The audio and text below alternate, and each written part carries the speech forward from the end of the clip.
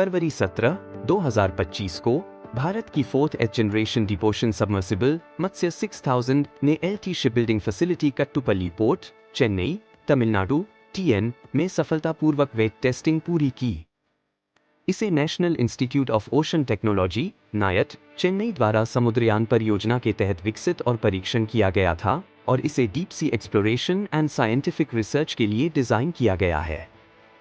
Wait testing से पहले मत्स्य 1000 ने 500 मीटर की ऑपरेशनल रेंज में ड्राई टेस्टिंग पूरी की, जिससे सबमरीन की इंटीग्रेशन एंड परफॉर्मेंस का आकलन किया गया ताकि एडवांस ट्रायल्स के लिए इसकी रेडीनेस सुनिश्चित की जा सके।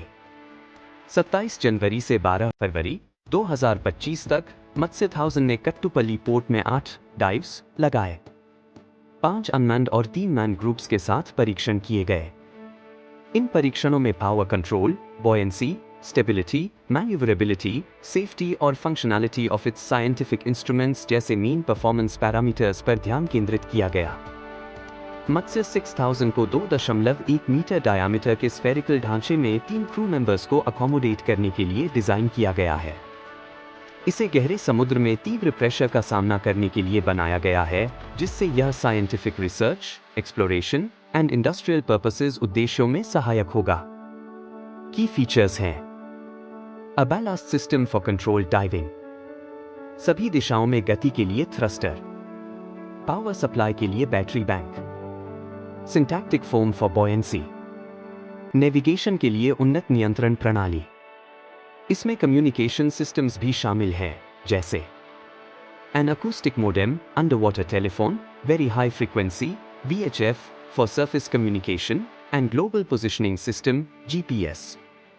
समुद्रयान और द डीप ओशन मिशन को 2021 में शुरू किया गया था। यह भारत का पहला मानव संचालित डीप ओशन मिशन है। यह डीप ओशन मिशन DOM का हिस्सा है, जो केंद्र सरकार की ब्लू इकोनॉमी नीति का समर्थन करता है। इस मिशन का नोडल मंत्रालय विज्ञान और ऑफ अर्थ साइंसेस MOES है। इस मिशन का उद्देश्य 3 मानवों को 6000 मीटर पानी की गहराई तक ले जाने में सक्षम एक स्वचालित सबमरीन विकसित करना है, जो साइंटिफिक सेंसर्स और tools for deep ocean exploration से इक्विप्ड होगी।